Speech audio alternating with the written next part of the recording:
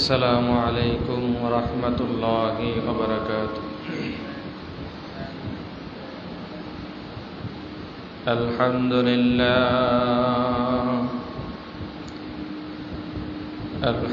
لله رب العالمين الذي علم الإنسان ما لم يعلم.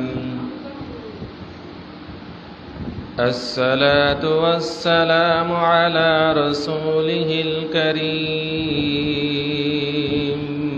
مدينة العلم، وعلى أساسها الهجرة أبي بكر الصديق رضي الله عنه، وعلى مجهر عدله الهجرة عمر رضي الله عنه، وعلى بابها الهجرة علي كرم الله وجهه، وعلى آله وصحابه وأولاده وأزواجه وذرياته وأهل بيته وأمته أجمعين برحمتك يا أرحم الراحمين. بسم الله الرحمن الرحيم. إن الله وملائكته يصلون على النبي يا أيها الذين آمنوا صلوا عليه وسلموا تسليما. اللهم صل على سيدنا مولانا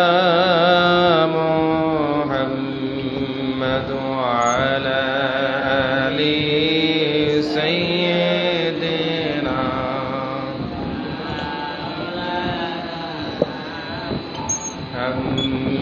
محمد. اللهم صل على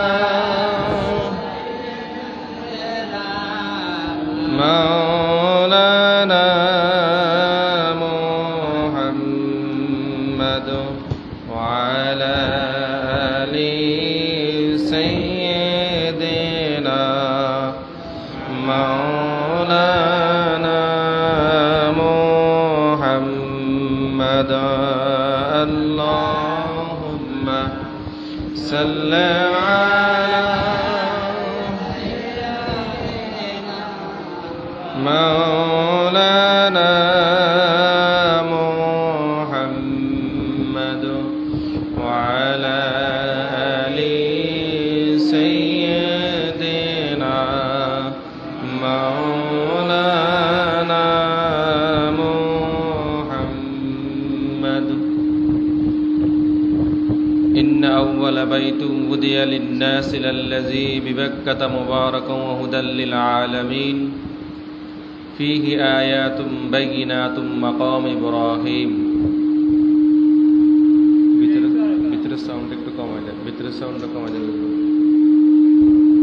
وقال رسول الله صلى الله عليه وسلم بني الإسلام على خمس شهادة أن لا إله إلا الله وأن محمد رسول الله وإقام الصلاة وإيتاء الزكاة والحج وصوم رمضان متفق عليه. আল্লাহ পাকের লাখো কোটি শুকরিয়া যে আল্লাহ আমাদের সকলকে শত ব্যস্ততার মাঝে বিভিন্ন সাংসারিক কাজ থেকে আল্লাহ তাআলা আমাদের সকলকে এই পবিত্র জুমার দিনে, গরিবের হজের দিনে আল্লাহর ঘর মসজিদে এসে একত্রিত হওয়ার তৌফিক দান করেছেন। এই জন্য আমরা সকলে বলি আলহামদুলিল্লাহ। লক্ষ কোটি দুরূদ সালাম পেশ করছি আল্লাহর সৃষ্টির প্রধান আকর্ষণ, বিশ্বসভার সভাপতি, সমস্ত নবী রাসূলদের মাতার তাজ, শামসুল হিদায়াত, নূরুল হিদায়াত, সাইয়্যিদুল মুরসালিন, রাহমাতাল লিল আলামিন হযরত মুহাম্মদ রাসূলুল্লাহ সাল্লাল্লাহু আলাইহি ওয়াসাল্লামের উপর। আমাদের আলোচনা ছিল পবিত্র হজ নিয়ে। আমরা গত জুমায় পবিত্র হজ্জের ফজিলত সম্পর্কে আমরা আলোচনা করেছিলাম।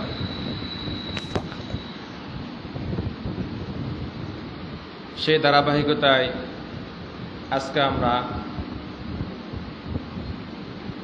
যে আয়াতে কারিমা গত জুমায় আমি তেলাওয়াত করেছি, যে ইন্না আউওয়ালা বাইতুন উদিয়া লিন-নাস লাল্লাযী বিবাক্কাতা মুবারাকান ওয়া হুদাল লিল আলামিন ফীহি আয়াতুম বাইয়িনাতুম মাকাম ইব্রাহিম।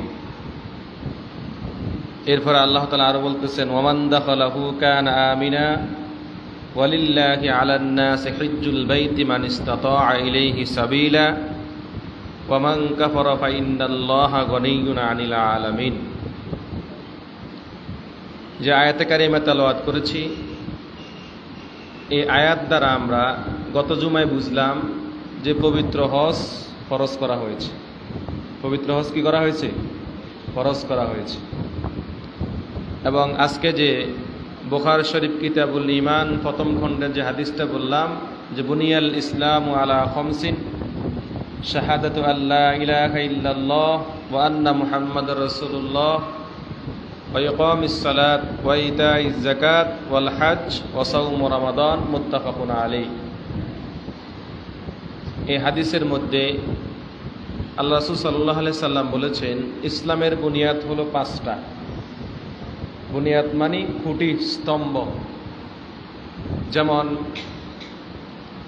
আপনারা এখানে অনেকে আছেন, নদীতে কাজ করেন, যখন উপরে আপনারা তাবু গাড়েন না, তাবু চারি কোনায় 4টা কি লাঠি অথবা বাঁশ দিয়া আবার মাঝখানে একটা দেওয়া হয়, 5টা, অন্তত কমসে কম কয়টা? 5টা। চারি কোনায় 4টা বাঁশ অথবা লাঠি, মাঝখানে একটা খুঁটি দেওয়া হয়। এই 5টা খুঁটি দিয়ে সাধারণত আপনারা তাবু বানান। তাবু বানাইয়া এটার নিচে কাজ করেন। তো আল্লাহ রাসূল সাল্লাল্লাহু আলাইহি সাল্লাম ইসলামটাকে এই তাবুর সাথে মেশাল দিয়েছেন, 5টা খুঁটি। এই ইসলাম 5টা খুঁটির উপরে প্রতিষ্ঠিত। আসলে হাদিসের ভাষায় ব্যাখ্যায় আসছে, ইসলামের 5টা খুঁটি স্তম্ভ, যেটা মূল ভিত্তি। একটা হলো কালেমা। কালেমা তো আমরা সকলে জানি, লা ইলাহা ইল্লাল্লাহ মুহাম্মাদুর রাসূলুল্লাহ সাল্লাল্লাহু আলাইহি সাল্লাম। এরপরে দ্বিতীয় স্তম্ভ হলো নামাজ আদায় করা, প্রতিষ্ঠা করা। এরপরে তৃতীয় স্তম্ভ হলো যাকাত। যাদের উপরে যাকাত ফরজ হবে তারা কি করবে? যাকাত আদায় করবে। 4 নম্বর স্তম্ভ হলো হজ। যাদের উপরে হজ ফরজ হবে তারা কি করবে? হজ আদায় করবে। 5 নম্বর স্তম্ভ হলো রমজান মাসে 30টা রোজা রাখা। তো এই যে কোরআনে আয়াতে কারিমা তেলাওয়াত করেছি, যে ইন্না আউওয়ালা বাইত, এই আয়াত থেকে আমরা 9টা বিষয় জানব। কয়টা বিষয়? 9টা বিষয় আমরা জানব। সর্বপ্রথম যেটা জানব, ইন্না আউওয়ালা বাইত, যে নিশ্চয় প্রথম ঘর। বাইত শব্দের অর্থ হলো ঘর। প্রথম ঘরটা আল্লাহ তাআলা আমাদের জন্য তৈরি করেছেন ইবাদতের জন্য। কিসের জন্য? কাবা শরীফ। এই ঘরটা কোনটা? কাবা শরীফ। আপনারা একটু কথা বলতে অসুবিধা নাই তো? কথা বলেন আমার সাথে। যখন কথা বলবেন তখন আপনাদেরও মনোযোগ থাকবে, তখন আপনাদের আমার যে কথাগুলা বলবো এগুলা সহজে আপনাদের অন্তরের মধ্যে, ব্রেনের মধ্যে আটকে যাবে। যদি অন্য মনস্ক থাকেন তাহলে কোনো কিছু ফায়দা হবে না, এগুলা জানার বিষয়। এজন্য জুমার ওয়াজটা হলো শিক্ষক এবং ছাত্র, শিক্ষক এবং ছাত্র। শিক্ষক দিবে, ছাত্র গ্রহণ করবে, আবার ছাত্র থেকে শিক্ষক আবার পড়া নেবে। যখনই দুইজনের কথাবার্তার মাধ্যমে আলোচনা করা হবে তখনই আলোচনাটা বোধগম্য হবে। কথা বুঝেছেন আমার? তো পৃথিবীর সর্বপ্রথম গড় হলো কোনটা? কাবা। ইন্না আউওয়ালা বাইত, যেটা আল্লাহ তাআলা আমাদের জন্য সৃষ্টি করেছেন উদিয়া লিন্নাস, মানব জাতির ইবাদতের জন্য। কাবা শরীফটা সর্বপ্রথম সৃষ্টি যেটা করেছেন আল্লাহ তাআলা, এটা মানব জাতির কিসের জন্য তৈরি করেছেন? ইবাদতের জন্য তৈরি করেছেন। এরপরে এই কাবা শরীফটা কোথায় অবস্থিত? লাল্লাজি বিবাক্কাতা, বাক্কা, কোরআনের ভাষায় বাক্কা, আমরা পরবর্তী থেকে মক্কা শরীফ বলি, মক্কা মদিনা। এই কাবা শরীফটা কোথায় অবস্থিত? মক্কা নগরীতে অবস্থিত। আর পর আল্লাহ তাআলা বলতেছেন মুবারাকা, লাল্লাজি বিবাক্কাতা মুবারাকা। আর এই মুবারাকা মানে বরকতময়। বরকতময় কি? আল্লাহ তাআলা আমাদের জন্য বরকতময় যে বিষয়টা আমাদের জন্য দিয়েছেন সেখানে, সেটা হলো জমজমের পানি। কিসের পানি? জমজমের পানি। আপনারা অনেকে খাইছেন অথবা খান নাই, নাম তো শুনছেন, জমজম কূপের পানি।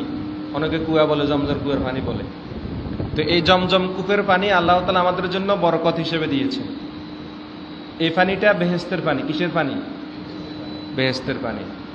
এটা হাউজে কাউসার, এটা বেহেশতের পানি, জমজম কূপের পানি। সরাসরি বেহেশতের নহরের সাথে এই জমজম কূপের পানিটা একসাথ হয়ে আছে, জন্য এটা বেহেশতের পানি। এটা কিয়ামত পর্যন্ত আপনি যত খাবেন, পুরা বিশ্বের কোটি কোটি কোটি কোটি মুসলমান হজ করতে যায় না? সমগ্র বিশ্ব থেকেই তো যায়। তো এই কোটি কোটি মুসলমান যখন জমজম কূপ তৈরি হয়ে গেল ইসমাইল আলাইহিস সালাম এবং মা হাজরা সালামের ঘটনা থেকে, সেখান থেকে শুরু করে আজ অবধি পর্যন্ত এবং কিয়ামত পর্যন্ত যত কোটি কোটি মুসলমান হজ করতে যাবে সকলে এই জমজম কূপের পানি খাবে। আর রাসূল সাল্লাল্লাহু আলাইহি সাল্লাম বলেছেন, কিয়ামত পর্যন্ত যদি এই জমজম কূপের পানি যদি খাওয়া হয়, খোদার কসম এক ফোঁটা জমজমের পানি কমবে না। এক ফোঁটা জমজমের পানি কি করবে না? কমবে না, বেহেশতি পানি। আর হাসরের দিন যখন আমরা জাহান্নামী হয়ে যাব, জাহান্নামীরা, সূর্য যখন, বর্তমান সূর্য আমাদের কাছ থেকে 9,30,00,000 মাইল দূরে অবস্থান করতেছে।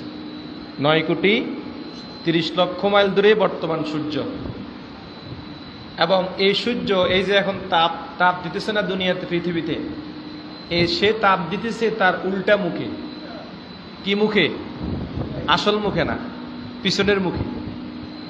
আসল মুখটা উপরের দিকে, তলার মুখ দিয়ে সে কি করতেছে? আমাদের দেশে, পৃথিবীতে তাপ দিচ্ছে। এই তাপ কি সহ্য করতে পারতেছেন? কথা বলেন, পারা যাচ্ছে না। হাসরের দিন, হাদিস শরীফে আসছে, হাসরের দিন এই সূর্যটাকে, যে 9,30,00,000 মাইল দূরে সূর্যটা অবস্থান করতেছে, এই সূর্যটা, এখানে তো একটা সূর্য, কয়টা? একটা সূর্য। এই সূর্যটাকে হাসরের দিন 12টা সূর্য করা হবে। কয়টা সূর্য? 12টা সূর্য। এবং এই সূর্য এখন তাপ দিচ্ছে পিছনের জায়গা দিয়া, তলা দিয়া। আর হাসরের দিন আল্লাহ তাআলা আসল মুখ দিয়ে উল্টে দিবেন। কি দিবেন? আসল মুখ উল্টে দিবেন। এবং সূর্য মাথার, আমাদের যে মাথা আছে না, এই মাথার এই 4 আঙ্গুল আছে না, 4 আঙ্গুল, আমি যদি তার 4 আঙ্গুল ধরলাম না, 4 ইঞ্চি, এই সমপরিমাণ উপরে সূর্য আমাদের উপরে আসবে। 12টা সূর্য, আসল মুখ এবং মাথার 4 ইঞ্চি উপরে সূর্য আসবে। তখন বুঝেন, এখনকার তাপে আমরা সহ্য করতে পারছি না, একটা সূর্যের তাপ আরো পিছনের মুখ দিয়া। আর তখন 12টা সূর্য হবে এবং আসল মুখ দিয়া তাপ দেওয়া হবে, তখন যাহারা গুনাহগার জাহান্নামী এই সূর্যের তাপে তাদের মাথার মগজ আছে না, মগজটা আছে, মাথার মগজ বাতের মারের মতো এইভাবে টকবক করতে থাকবে। নাউজুবিল্লাহ বলবেন না। বাতের মার তো বুঝেন, বাত যখন হয়ে যায় তখন মার এভাবে টকবক করে না, এই বাতের মারের মতো এইভাবে গুনাহগারের যাহারা জাহান্নামী তাদের মগজটা বাতের মারের মতো এইভাবে টকবক করে ছিটকাইতে থাকবে। ওই অবস্থায় আমাদের নবী কিয়ামতের মাঠে আসবেন, হাসরের মাঠে আসবেন। এসে তিনি সংক্ষিপ্ত কথা, অনেক লম্বা কথা এখানে, যখন তিনি এসে হাউজে কাউসারের পানি ছিটাবেন, এই জমজম কূপের পানি, নদী বেহেশতের পানি, হাউজে কাউসারের পানি এভাবে হাত দিয়ে এভাবে ছিটিয়ে দিবেন মাঠের মধ্যে। তখন আল্লাহ তাআলা কুদরতিভাবে আমাদের নবীজির হাতটা পুরো কিয়ামতের মাঠ, আরশের মাঠের মধ্যে পুরো কিয়ামতের মাঠে আমাদের নবীজির হাতটা প্রশস্ত করে দিবেন কুদরতিভাবে। তো এইভাবে তিনি ছিটকায় দিবেন, পানিটা ছিটকায় দিবেন। এই ছিটকানের পানি জাহান্নামী যাহারা কি জাহান্নামী তাহারা কিন্তু এই পানি পান করতে পারবে না। যাহারা বেহেশতিরাও তো তাপের মধ্যে থাকবে, নবীদের পায়ের তালা ঘামায়া যাবে। আমাদের নবী ছাড়া অন্য আরো যত নবী চলে গেছেন আমাদের নবীজির আগে, ওই সমস্ত নবীদের যে মাঠের তাপে নবীদের পায়ের তালা ঘামায়া যাবে। শুধু এতটুকু হাদিসে আসছে, ওদিকে আমরা যাব না, ওদিকে অনেক আবার উপব্যাখ্যা করে। তো এই সময়ে আমাদের নবীজি হাউজে কাউসারের পানি মাঠের মধ্যে ছিটিয়ে দিবেন। যখন বেহেশতি ব্যক্তি এই হাউজে কাউসারের পানি একটা ফোঁটা এসে ওই বেহেশতি ব্যক্তির মুখে এসে পড়বে। কয় ফোঁটা? এক ফোঁটা পানি এসে বেহেশতি ব্যক্তির মুখে পড়বে। এরপরে সে বেহেশতে যাওয়ার আগ পর্যন্ত, বেহেশতে যায়ও পরবর্তী অনাদি অনন্তকাল তার পানির আর পিপাসা লাগবে না। মুবারাকা, এই মুবারাকা মানে সেখানে আল্লাহ তাআলা এই জমজম কুমের পানিটা আমাদের জন্য দিয়ে দিয়েছে। কথা বুঝেছেন এখন? এরপরে আল্লাহ তাআলা আরো বলতেছেন অহুদাল লিল আলামিন। আর এই কাবা শরীফটা হুদাল লিল আলামিন, তামাম আলমের জন্য। আল্লাহ ছাড়া যাহা কিছু আছে, আল্লাহ হলেন সৃষ্টিকর্তা। আল্লাহ কি সৃষ্টিকর্তা? আল্লাহ হলেন সৃষ্টিকর্তা। এই সৃষ্টিকর্তা বাদে, আল্লাহ তাআলা বাদে যত কিছু সৃষ্টি জগৎ আছে তামাম আলমের মধ্যে, ইবনে আব্বাস রাদিয়াল্লাহু তাআলা আনহু বলতেছেন আলামিন বলতে আল্লাহকে বাদ দিয়ে যাহা কিছু আছে সমস্ত কিছু আলামিনের অন্তর্ভুক্ত। এই আসমান জগৎ, আলমে আরোহা, সাত আসমান, উপরের দিকে উর্দু জগতে যাহা কিছু আছে, নিম্নের দিকে যাহা কিছু আছে, সমগ্র আলমের মধ্যে এই অহুদাল লিল আলামিন, সমগ্র আলমের জন্য হলেন এই কাবা শরীফটা হলো হেদায়েত স্বরূপ। কি স্বরূপ?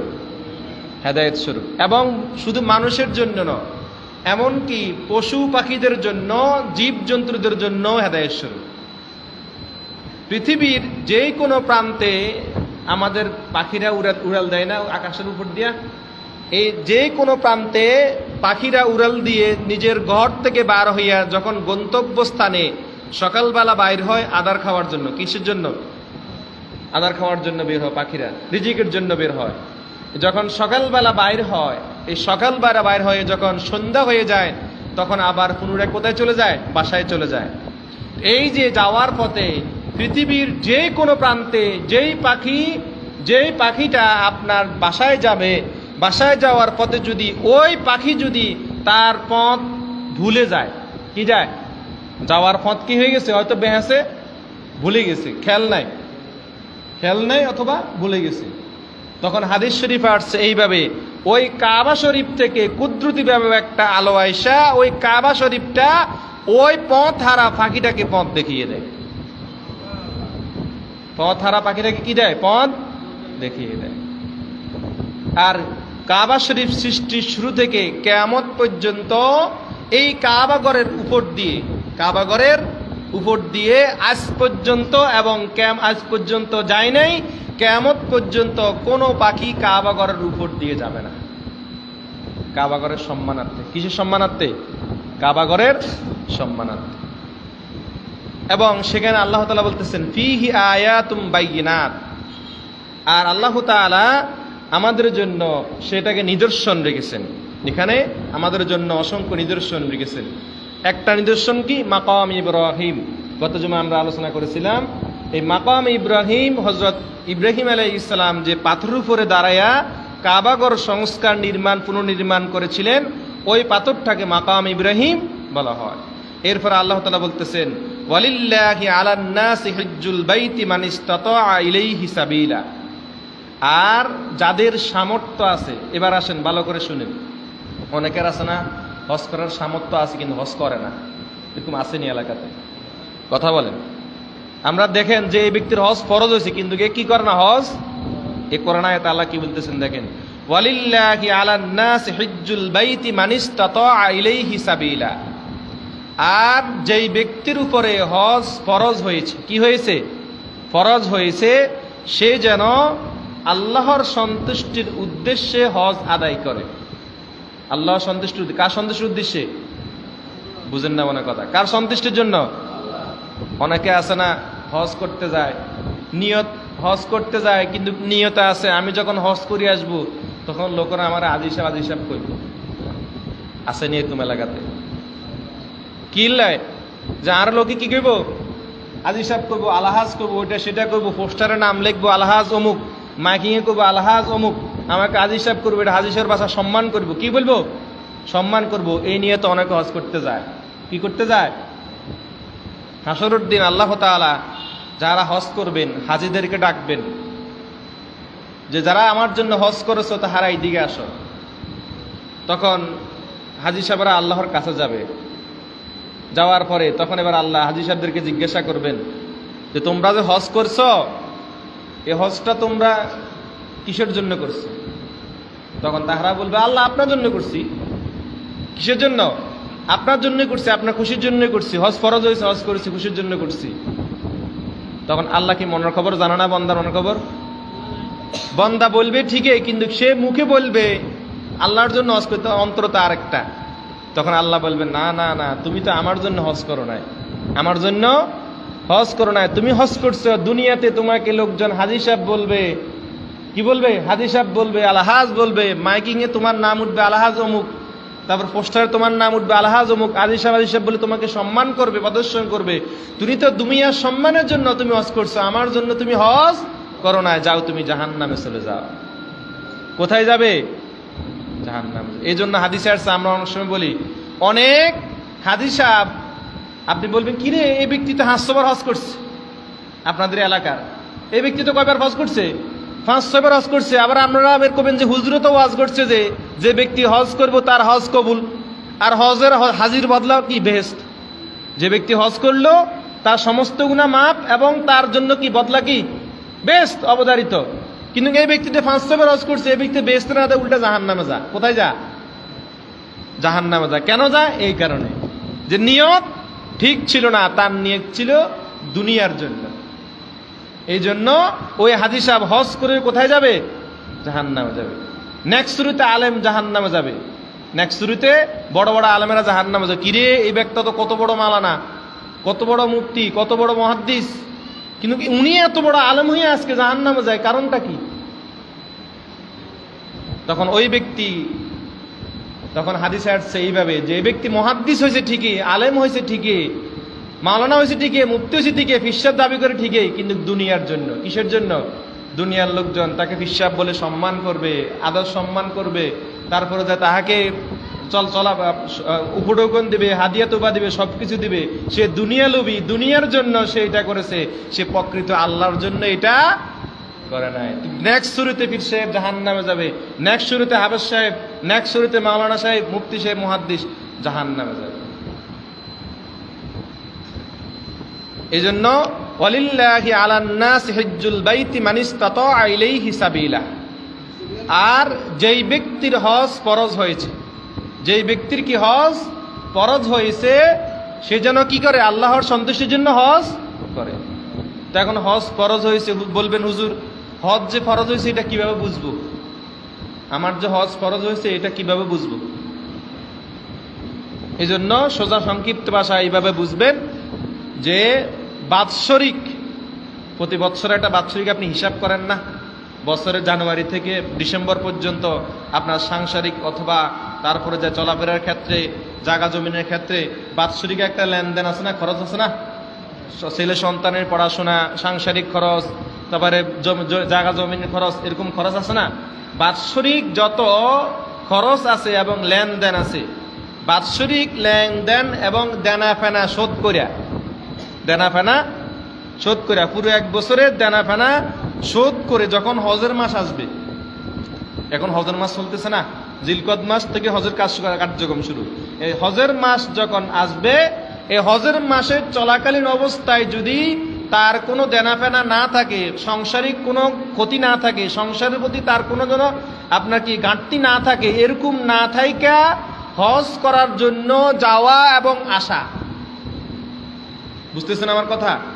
হজ করার জন্য যাওয়া এবং আসা, এই যাওয়া আসার সম্পদ যদি তার কাছে থাকে, যাওয়া আসার সম্পদ যদি ওই ব্যক্তির যদি কি হিসাব করে দেখলেন যে না, যে টাকাগুলো আছে এই টাকা দিয়ে জাকাতও ফরজ হয়েছে, আবার কি হজ হিসাব করলে দেখা গেছে আপনার এখন বর্তমান সরকার তো নিচ্ছে প্রায় 7 লাখ টাকা। কয় লাখ টাকা? একজন হাজির জন্য এই বছরে 7 লাখ টাকা, 6,80,000 টাকা, তো 7 লাখ টাকাই তো। এরকম যদি 7 লাখ টাকার বর্তমান যদি এই সময় যদি কেউ থাকে, বললেন দেন শেষ করে কোনো দেনা টানা নাই, কোনো দেনা টানা না দেওয়া, যদি 7 লাখ টাকা তার হজের আসা যাওয়ার খরচ যদি লাগে, এরকম যদি থাকে, তার উপর হজ কি খরচ। তা আপনি হিসাব করবেন, আপনার বাৎসরিক লেনদেন দেনা ফেনা সবকিছু শোধ করে দিয়া যখন আপনি মূলধন হিসাব করতে বসবেন, দেখলেন যে কি আপনি হজ করতে গেলেন এবং আসা যাওয়ার পথে, এবং আপনি যে দীর্ঘ 1 মাস যে ওখানে থাকলেন, এই 1 মাসের সাংসারিক খরচ আছে না, আছে তো? এই 1 মাস যে আপনি যে চলে যাচ্ছেন, আপনার ছেলেকে দায়িত্ব দিয়ে গেলেন, স্ত্রীকে দায়িত্ব দিয়ে গেলেন, বা মরহুম কাউকে দায়িত্ব দিয়ে গেলেন, পরিবারের দেখাশোনার দায়িত্ব, পরিবারের দেখাশোনার দায়িত্ব দিয়ে গেলেন। এই যে 1 মাস স্বামী স্ত্রী সহকারে, ছেলে সন্তান সহকারে পরিবারের খরচ আদি হিসাব করে যদি পরিবারের খরচ থাকে, প্লাস যাওয়া আসার খরচ যদি থাকে, তাহলে তার উপর হজ খরচ, তাহলে তার উপর কি হজ, বুঝছেন তো আমার কথা? আপনারা ক্লিয়ার তো? তাহলে তার উপর কি হজ ফরজ। আর যার উপর হজ ফরজ হয়েছে, সে যদি হজ না করে, কি করে? হজ না করে, যখনই ফরজ হবে, যেই বছরই ফরজ হবে, হাদিসের ভাষায় আসছে, নবীজি বলেছেন, বা উম্মতের যখনই হজ ফরজ হবে, সে যেন ওই বছরে তাড়াতাড়ি হজ করে, ওই বছরে কি তাড়াতাড়ি হজ করে। কেননা তার মৌতের তো গ্যারান্টি নেই। মৌতের গ্যারান্টি আছে? মরণের বাড়িতে মাইক চলে না, মরণের গ্যারান্টি আছে। বাইরেরটা একটু কমাই দেন, ভিতরটা বাড়াই দেন, বাইরেরটা একটু কমাই দেন, ভিতরে দেন। যার আমার দিকে তাকান, যা মরণের তো গ্যারান্টি নাই, এই জন্য যে বছরই হজ ফরজ হবে, সেই বছরই কি করতে হবে? হজ আদায় করতে হবে। আর কেউ যদি এই হজ ফরজটাকে অস্বীকার করে, কি করে? অস্বীকার করে, হজ করলো না, হজ ফরজ হয়েছে কিন্তু সে কি করে না? হজ করে নাই। একটা হলো কি, এখানে অস্বীকারটা আসছে 2 ভাবে। একটা হলো আপনার যে কথার মাধ্যমে অস্বীকার করা, যে হজ করবে না, তো করলাম না আর কি, হজ না করলে কি হয়ে যাবে, এরকম অনেকে বলে না। হজ ফরজ হয়েছে কিন্তু হজ কি সে কি করে নাই? কথার মাধ্যমে সে অস্বীকার করছে, হজ করবে না, অস্বীকার করছে, হজ সে কি করবে না? করবে না। আর আরেকটা হলো চুপ থাকার মাধ্যমে। চুপ থাকার মাধ্যমে কি, সে মুখে দিয়ে বলে নাই ঠিকই, কিন্তু সে মনে মনে মনে যে হজ তো ফরজ হয়েছে, না করলে কি হয়ে যাবে, আর টাকা পয়সা তো নষ্ট হয়ে যাবে, এরকম আছে না? অনেকে টাকা পয়সার দ্বন্দ্বলত দেখায়, আবার অনেকে আবার শতান্য যুক্তি দেয়। কি যুক্তি? আমার কথা, অনেকে ঘুমাইন না, এই আমার দিকে তাকান, যা আমার অনেকে কি এটা আমরা শতান্য যুক্তি করি, কি যে আমরা যে আইজে হজ করতাম যামু, তার হলেন চাইব কি? কথা মনে হয় বুঝেন না আমার কথা, এরকম কহনি অনেকে। আর কথা কি মিথ্যা কথা কইছে নাকি? সমাজে এরকম লোক আছে না, যে হজ করতাম যেমন ঠিক আছে, হোলাঞ্চেন যাবে, হোলাঞ্চেন ছাড়াও তো ফরজ, হোলাঞ্চেন ছাড় কি ফরজ ন? আল্লাহ আছে না? নাই, আল্লাহ আছে না? তা আপনি আল্লাহর কাছে যাবেন, আল্লাহ কেন হোলাঞ্চেন চাইতো না?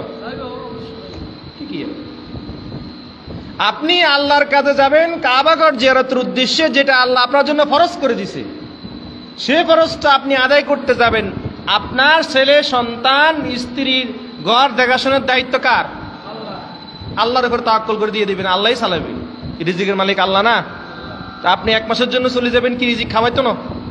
আল্লাহ খাওয়াইতো না রিজিক? কে মন্ত্রী এমপি মিনিস্টারে কি রিজিক দেয় নাকি? বাদ চাল কি মন্ত্রী মিনিস্টার দেয় নাকি? এই যে ইউনিয়ন পরিষদের যে আমরা করে চাল দেয়, এটা কি প্রধানমন্ত্রী দেয় নাকি? কথা কনা বুঝেন না মানে আমার কথা। ইউনিয়ন পরিষদ থেকে চাল আনেন, গম আনেন, এগুলো কি প্রধানমন্ত্রী দেয়? এমনি স্বাভাবিকভাবে সরকারিভাবে আসতেছে, কিন্তু এটা মিলাইতেছে কে? এম বুঝে না। এটা মিলাইতেছে কে? আল্লাহ তো মিলাইতেছে, এটা তো উসিলা। সরকারিভাবে আসাটা গম ডাল চাল এই যে এগুলো আসে, এগুলাতে এটা হলো সরকারিভাবে একটা উসিলা, কিন্তু মূল রিজিকের মালিক কে? আল্লাহ তো ব্যবস্থা করে দিতেছে। যদি আচ্ছা, আহা, এই যে গজব, নদীতে কি মাছ আছে না নাই? যারা জেলে বাইরে আছেন, নদীতে কি এখন কি মাছ কম পাওয়া না বেশি পাওয়া যায়? মাছ তো নাই, মাছ আসেনি, মাছ সহজে মাছের যে পরিমাণ দাম, ইলিশ মাছ নাই, মানে নদীর যে কোনো মাছ কি এটা রিজিক না? এই মাছ পাওয়াটা কি রিজিক না? এই রিজিকটার মাধ্যমে আল্লাহ দেখা গেছে, এই রিজিক মাছের উছিলেই তো আল্লাহ সংসার চালায়। যাহারা জেলে বাইরে মাছ ধরতে যায়, নদীতে যায়, এই উছিলে তাদের সংসার চলে না? কথা বলেন, চলে না? এই মাছগুলো আইনে আবার ব্যারি করে দেয় না, গাঁড়া দেয় না? তো এই যে গাঁড়ের একটা অর্থনৈতিক একটা লেনদেন ব্যারিদের মাধ্যমে, আবার এটা আবার দোকানপাটের মাধ্যমে, দোকান আদি সদায়তা যা কিছু আছে এভরিথিং সব কিছু এই মাছের মাধ্যমেই তো আল্লাহ রিজিক দিচ্ছে। বোট দিয়ে যে নদীতে যান রিজিকের জন্য না? তো এই রিজিকে তো আল্লাহ নদীর থেকে উড়ে নিয়েছে। প্রতি 2 মাস যায় না কি অভিযান দেয়। আগে এত অভিযান আসছিল না। অনেক মাছ ছোট হইলে কি মরি যাবো, ওই যাবো, কত কিছু বাইর করে, আইন বাইর করে। রিজিকের মালিক আল্লাহ ব্যবস্থা করে দিব কোরআন থেকে। আমরা আসল কথা হলো তাওয়াক্কাল তো আল্লাহ, আল্লাহর উপরে আমাদের তাওয়াক্কুল, আল্লাহর উপরে ভরসা আমাদের। এই জন্য আমরা হাই হাই হাই করি। কি এক অবস্থা, নদীতে মাছ নাই, কি এক অবস্থা, মানুষ হাহাকার রিজিকের জন্য। এজন্য আপনি হজ করতে যাবেন, আপনার ছেলে সন্তানের রিজিকের দায়িত্ব কার কাছে? আল্লাহর কাছে। শেষ। আমি আল্লাহর কাছে যাচ্ছি, আল্লাহই ব্যবস্থা করে দিবে, আমার এতগুলো আমার টেনশনের দরকার নাই। তো আমান কাফার, যে ব্যক্তি কুফরি করলো, মানুষ অস্বীকার করলো, হজ করলো না, কি করলো? হজ করলো না। হজ ফরজ হওয়ার পরেও যেই ব্যক্তি হজ করলো না, তার কাছ থেকে, তার দিক থেকে আল্লাহ তাআলা মুখ ফিরিয়ে নেন। আল্লাহ তাআলা তার কাছ থেকে কি করে নেন? মুখ ফিরিয়ে দেন। বান্দা হিসেবে আল্লাহ তাআলা কোনো পরিচয় নাই। এর চেয়ে লানত গজব কি আর কিছু আসেনি? কথা বলেন। হজ ফরজ হয়ে যাওয়ার পরও যেই ব্যক্তি হজ করলো না, তার প্রতি আল্লাহ তাআলার লানত। আল্লাহ তাআলা তার দিকে ফিরিয়েও তাকান না। যে ব্যক্তির উপরে হজ ফরজ হয়েছে, যে ব্যক্তির উপরে কি করা হয়েছে? হজ ফরজ হয়েছে। রাসূল সাল্লাল্লাহু আলাইহি ওয়াসাল্লামের একটা হাদিস বলে দিচ্ছি। যে ব্যক্তি হজ আদায় করলো, আর এই হজ আদায় করার মধ্যে কোনো প্রকার সে ফাসিকি করলো না, অথবা কোনো প্রকার সে সীমা লঙ্ঘন করলো না, এই হজ আদায় করে যেই ব্যক্তি এসে ঘরে এসে পুছলো, সে যেন সদ্যপুষির সন্তান মাত্র দুনিয়াতে যখন আসে, আমাদের সন্তান মায়ের পেট থেকে দুনিয়াতে আসলে সে নিষ্পাপ না? মাত্র দুনিয়াতে বমষ্টি হলে কি নিষ্পাপ শিশু না?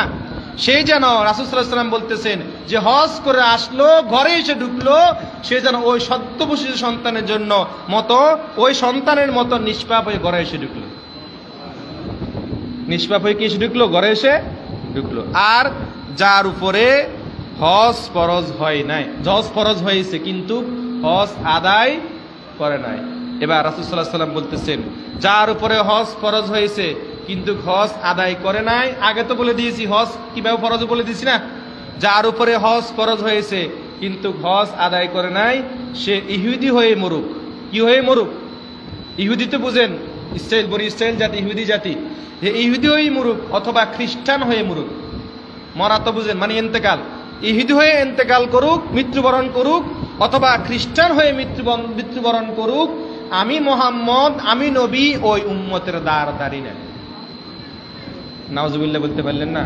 বুঝেন না মানে আমার কথা বুঝা যায়? আমি তো ভাঙ্গা ভাষায় কথা বলতেছি, কথা বুঝেন তো আমার? যেই ব্যক্তির হজ ফরজ হয়েছে কিন্তু হজ, কথা বলেন আমার সাথে, হজ করে নাই, সে ইহুদি হয়ে মরুক। ইহুদি জাতি, বেদিন জাতি, সে ব্যক্তি ইহুদি হয়ে মরুক অথবা খ্রিস্টান হয়ে মরুক, আমি নবী মুহাম্মদ ওই উম্মতের কোনো দাঁড়। নাউজুবিল্লাহ। তো নবী হলেন শাফাআতকারী। নবী হলেন কি? শাফাআতকারী, যার শাফাআতে হাসরের দিন আমরা বেহেশতে যাব। তিনি যদি আমার উম্মতের যদি কোনো দাঁড় না দাঁড়ে, তা আমার কোন আর গ্যারান্টি আছে? আমার বেহেশতে যাওয়ার কোনো গ্যারান্টি নাই। এই প্রসঙ্গে আমরা আরেকটা হাদিস দেখব। হাদিসটা এখানে একটা হাদিসটা বলার আগে আমি আরেকটা কয়েকটা সত্য বলে দিই। কাদের উপরে হজ ফরজ? একটা তো বললাম, ভিতরে বাইরের সমস্যাটা একটু কমাই দেন না। কাদের উপরে হজ ফরজ? 7 জন ব্যক্তির উপর হজ ফরজ। কয়জন? 7 জন। 1 নম্বর হলো, হজ ফরজ হওয়ার জন্য প্রথম শর্ত হলো সে মুসলমান হতে হবে। কি হতে হবে? মুসলমান। বেদিনের উপর তো হজ ফরজ না, সে মুসলমান হতে হবে। 2 নম্বর শর্ত হলো সে সাবালক হতে হবে, নাবালকের উপর হজ ফরজ না। 3 নম্বর হলো সে সুস্থ জ্ঞান সম্পন্ন হতে হবে, সুস্থ জ্ঞান সম্পন্ন হতে হবে। 4 নম্বর হলো সে স্বাধীন হতে হবে, মানে সে কারো অন্যের অধীনে গোলাম হয়ে থাকবে না, সে নিজের স্বাধীন মতো চলবে, দাসত্ব থাকবে না, স্বাধীন মতো চলবে। 5 নম্বর হলো এই যে ফতের আসা যাওয়ার যে খরচটা, আগে যে বললাম না, ফতের আসা যাওয়ার যে খরচটা, এই খরচটা তার থাকতে হবে। এই খরচটা কি করতে হবে? তার থাকতে হবে। 6 নম্বর হলো হজের সময় হওয়া, হজের কি হওয়া? সময় হওয়া। 7 নম্বর হলো যে হজ যে করবে সে ওই হজটা তার শখ জ্ঞানে করবে। কি জ্ঞানে? শখ জ্ঞানে। মস্তিষ্ক ঠিক থাকতে হবে, মস্তিষ্ক কি হতে হবে? ঠিক থাকতে হবে। তার জ্ঞান ঠিক থাকতে হবে যে সে কি করতেছে, হজ করতেছে, এরকম একটা জ্ঞান তার কি করতে হবে? থাকতে হবে। এই 7টা শর্ত যদি কারো মধ্যে থাকে, মুসলমান তো আমরা সকলে আছি, সাবালক তো ঠিক আছি, কি মুসলমানও ঠিক আছি, সাবালকও ঠিক আছি, সুস্থ জ্ঞান সম্পন্ন সেটাও ঠিক আছি। এবং এখন তো বর্তমানে আর গোলামির সেই সিস্টেম নাই, এখন তার সে দাসের সেই সিস্টেম কি নাই। তো তার মানে এখন আমরা মুক্ত, এখন আমরা কি মুক্ত, দাসত্ব জীবন এখন আমাদের নাই। তার মানে সর্বশেষ বিষয় হলো যার ব্যক্তি আসা যাওয়ার মাঝে, বাইরেরটা কমান জানা, বাইরেরটা কমাই দেন, সমস্যা করে বাইরেরটা বেশি। আসা যাওয়ার যে খরচটা আছে, আসা যাওয়ার খরচটা যদি কাহারও থাকে, তাহলে ওই ব্যক্তির জন্য কি করা? হজ ফরজ হয়ে যাবে। এবার আসেন আমরা আরেকটা হাদিস দেখব। হাদিসটা হযরত আবু ওসামা রাদিয়াল্লাহু তাআলা আনহু থেকে বর্ণনা হয়েছে। রাসূল সাল্লাল্লাহু আলাইহি সাল্লাম বলতেছেন, যেই ব্যক্তি হজে যাওয়ার ক্ষেত্রে কোনো প্রকার বাধার বিপত্তি, মানে বাধা আছে না, দেখা গেছে ডাকাতের ভয়, চুরির ভয়, ডাকাতির ভয়, অন্যায়ভাবে কেউ হতেগাড়ে এরকম লুণ্ঠন করে না, এরকম যদি কোনো লুণ্ঠনের ভয় বা কোনো ডাকাতের ভয়, এরকম কোনো বাধার সে উপেক্ষা হয় নাই, বাধার সম্মুখীন কি সে কি করে নাই, হয় না, এমনিতে যায় নাই। দেখা গেছে পথে চলতে যে হাজি হজ করতে গেছে, হজে যাওয়ার পথে তার মালামাল, তার যে যা কিছু আছে সবকিছু লুণ্ঠন করে কি করে নিয়ে গেছে, ডাকাতে নিয়ে গেছে, এরকম অনেকের হয় না। এরকম বিমানবন্দর থেকে অনেক কিছু হারায়া যায়, আবার অনেক জায়গায় হাজিদের ধন সম্পদ কি করে লুট করে, যাওয়ার পথে হাজিদের কাছে যা কিছু নিয়ে যায়, এরকম চুরি ডাকাতে অনেক কিছু হয়। তো এরকম যদি কোনো বাধা বিপত্তি যদি কেউ না পড়ে, বাধা বিপত্তির মুখে কেউ কি করে না পড়ে, তাহলে ওই ব্যক্তি যদি এমনিতেই যদি হজ না করে, বাধা বিপত্তি হলে অন্য হিসাব, এটা তো ওজর হয়ে যাবে। আর এই ওজরটা যদি না থাকে, এই ওজরটা না থাকার পরও যেই ব্যক্তি হজ করলো না, তার কাছ থেকে আল্লাহ তাআলা মুখ ফিরিয়ে নেন, তার কাছ থেকে আল্লাহ তাআলা কি করে নেন? মুখ ফিরিয়ে নেন। তার মানে আমরা বুঝলাম যে ব্যক্তি হজ না করে তার উপর আল্লাহর লানত, তার উপর আল্লাহর কি লানত। আর আরেকটা হলো কি, নবীজি তার কোনো পরিচয় দিবে না, সে ইহুদি হোক অথবা নাসারাই মুরুক, আমি মোহাম্মদ, তার কোনো দাঁত, তার মানে নবীজি তার কোনো পরিচয়, উম্মত হিসেবে পরিচয় দিবে না। এই জন্য হাতে পায়ে জোর দিয়ে বলি, হয়তো এলাকাতে অনেকের হজ ফরজ হয়েছে, আপনি নিজেও জানেন, আমি এখানে, এটা তো সবার জন্য, এটা কি সবার জন্য। তো আমার এই আলোচনা শোনার পরে অনেকে হয়তো দেখছেন যে হুজুর যে আলোচনা করছে, নিশ্চয়ই আমার যে ধন সম্পদ আছে অবশ্যই হজ ফরজ হয়েছে, কি বলেন?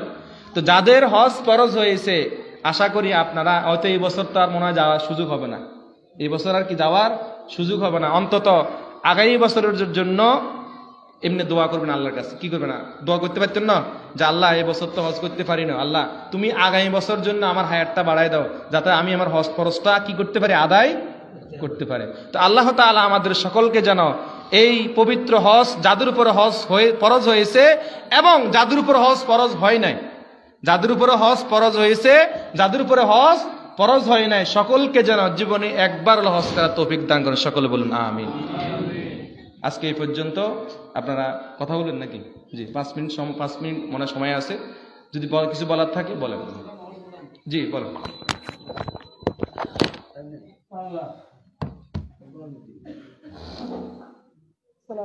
আসসালামু আলাইকুম। আসসালামু আলাইকুম।